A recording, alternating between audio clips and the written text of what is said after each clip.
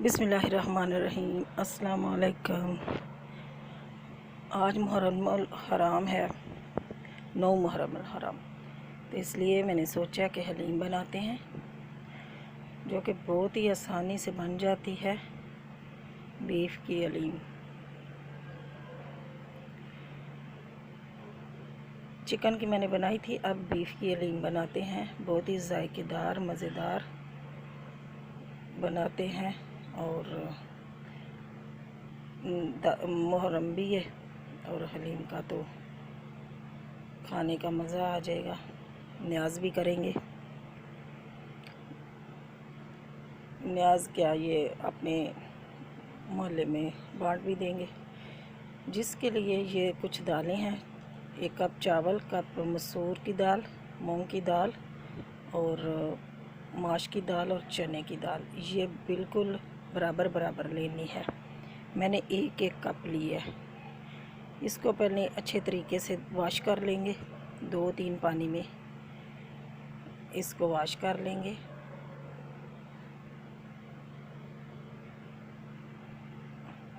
और ये है दलिया, 6 चीज़ें इसमें जाती हैं।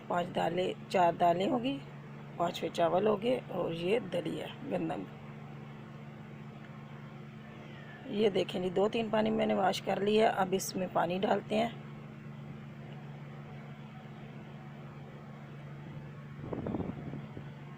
और ये गंदम का जो दलिया, ये भी इसमें डालते हैं, क्योंकि दोबारा वॉश करने की ज़रूरत नहीं होगी।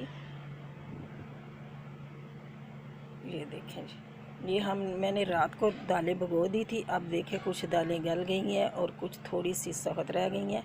अब ये उबलने में बिल्कुल आराम से उबल जाएंगी। ये देखें जी, दाल को मैंने उबाल लिया है। ये देखें, अब ये तकरीबन उबल गई है। इसको धीमी आंच पे रख देना और इसमें चमचा चलाते रहना, क्योंकि इसमें चावल होते हैं, दलिया होता है, नीचे ना लगे। और दूसरी तरफ जब तक दालें उधर उबल रही हैं, तो दूसरी तरफ हम कुकर में ऑयल शामिल करेंगे, 1 कप ऑयल। और जिसमें ये 1 किलो, डेढ़ किलो के करीब गोश्त था, वो सबसे पहले ऑयल गर्म हो गया। इसमें अदरक लहसुन का पेस्ट, सालन से तकरीबन 2 इससे ज़्यादा, 3-4 चम्मच अदरक और 3-4 चम्मच लहसुन, इसको कूट लें। अब इसमें जाएगा गोश्त को अच्छे तरीके से वॉश किया हुआ है और ये गोश्त है, ये जाएगा। और इसको खूब अच्छे से भूनना है, ताकि लहसुन की भी खुशबू ख़त्म हो जाए और गोश्त भी हमारा भुन जाए। ये 7 से 8 हरी मिर्चें, उसको मैंने कूट लिया है, ये शामिल कर देंगे। ये साथ ही इसके भुन जाएंगी। अब इसमें थोड़े से सूखे मसाले हैं, ये शामिल करते हैं। नमक, कुटी मिर्ची, हल्दी पाउडर और धनिया पाउडर, 2-2 टेबल स्पून। बाद में आप, मिर्ची तो सही होगी, लेकिन नमक आप अपने टेस्ट के हिसाब से डाल लीजिए।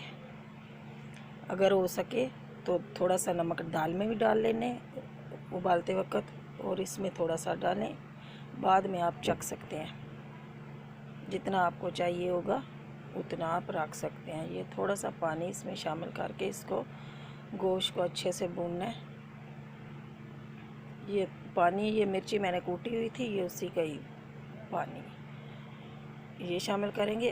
इसको खूब अच्छे से भूनेंगे गोश्त को।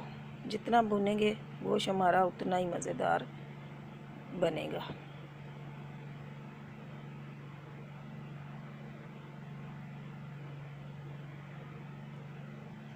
ये देखिए, गोश्त हमारा भुन चुका है, तेल ऊपर आ गया। अब इसमें 1 गिलास के करीब पानी शामिल करेंगे, क्योंकि कुकर में पका रहे हैं तो 1 कप या गिलास पानी बहुत है। अगर हम ऐसे ही पका रहे होते हैं तो उसमें घंटा लग जाता है, उसमें तो खुला सा पानी डालना होता है गोश्त गलने तक। ये देखिए, गोश्त हमारा गल गया और ये नीचे सारा मसाला है। अब इसमें हम गोश्त निकाल लेंगे और गोश्त को हम कूट लेंगे। पीसना नहीं है, इसको कूटना, क्योंकि इसके हमें रेशे रेशे चाहिए। ये देखिए, सारा गोश्त मैंने निकाल लिया और कूट भी लिया। ये है सारा मसाला। अब ये है गोश्त को इस तरीके से कूट लिया, इस तरीके से सारा कूट लिया। अब हम दाल में ये जो मसाला बचा हुआ था ये सारा दाल में शामिल करेंगे। दाल भी हमारी सारी पूरी तरीके से गल चुकी है।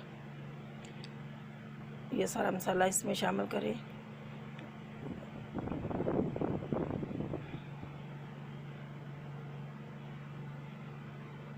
इसी में गोश्त शामिल करेंगे, ये जो रेशा रेशा किया हुआ कूटा हुआ गोश्त ये शामिल करेंगे।